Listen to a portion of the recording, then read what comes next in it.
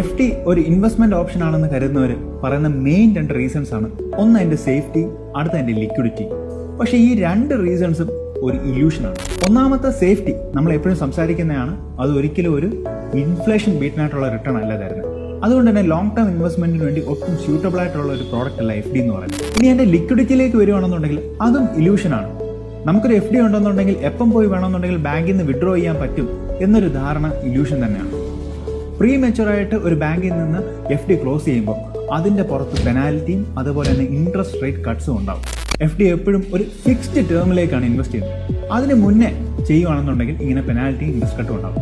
ഉദാഹരണത്തിന് എസ് ബിയുടെ കേസ് തന്നെ നോക്കുകയാണെന്നുണ്ടെങ്കിൽ 5 ലക്ഷത്തിന് താഴെയാണെന്നുണ്ടെങ്കിൽ 0.5% പെനാൽറ്റി ആയിട്ടും 5 ലക്ഷത്തിന് മേളിലാണെന്നുണ്ടെങ്കിൽ 1% ഇൻട്രസ്റ്റ് റേറ്റ് നിന്ന് പെനാൽറ്റി ആയിട്ട് അവരെടുക്കും.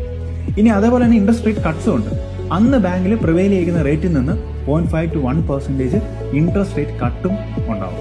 അങ്ങനെ ഏകദേശം 2 മുതൽ 3% വരെ റേറ്റ് കട്ട് നമ്മുടെ ഇൻവെസ്റ്റ്മെന്റിൽ നിന്നുണ്ടാവും. അപ്പോൾ എന്താണ് ഒരു better option? Long term investment എപ്പോഴും 3 മുതൽ 5 വർഷത്തിന് മേളിലാണെന്നുണ്ടെങ്കിൽ എപ്പോഴും ഇക്വിറ്റി ബേസ്ഡ് ആയിട്ടുള്ള ഫണ്ടുകൾ ചൂസ് ചെയ്യുന്നതാണ് നല്ലത്.